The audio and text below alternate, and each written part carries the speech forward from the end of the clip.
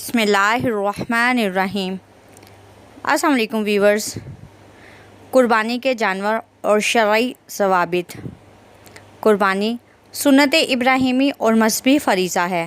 ہر سال مسلمان انتہائی عقیدت اور جوش و جذبے سے سنت ابراہیمی کو ادا کرتے ہیں، لیکن قربانی کے جانور کو خریدتے وقت ان شرعی احکام اور ضوابط کا معلوم ہونا انتہائی ضروری ہے۔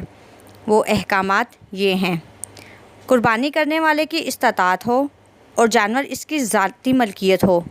مستحب یہ ہے کہ قربانی کا جانور ہر لحاظ سے جاذب نظر، فربہ اور انتہائی بہترین ہو۔ وہ درجہ العیوب سے پاک ہوں۔ آنکھ میں واضح ظاہری عیب نہ ہو۔ واضح طور پر بیمار جانور نہ ہو۔ واضح طور پر پائے جانے والا لنگڑا پن نہ ہو۔ ہڈیوں کے گودے کو زائل کرنے والی کمزوری اور لاغر پن نہ ہو۔ کسی بیماری کی وجہ سے چلنے کے سکت نہ رکھنے والا جانور نہ ہو۔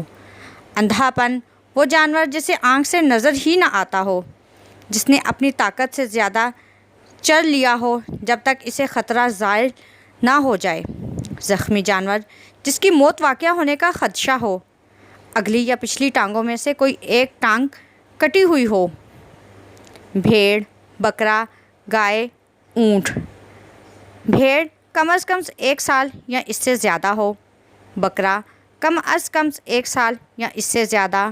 گائے کم از کم 2 سال یا اس سے زیادہ۔ اونٹ کم از کم 5 سال یا اس سے زیادہ۔ گائے اور اونٹ کی قربانی میں حصہ داری اور شراکت کی اجازت ہے، مگر گائے میں 7 اور اونٹ میں 10 سے زائد حصے جائز نہیں ہیں۔ ویورز، امید ہے کہ آپ کو یہ تمام باتیں سمجھ میں آ گئی ہوں گی۔ قربانی کا جانور خریدتے وقت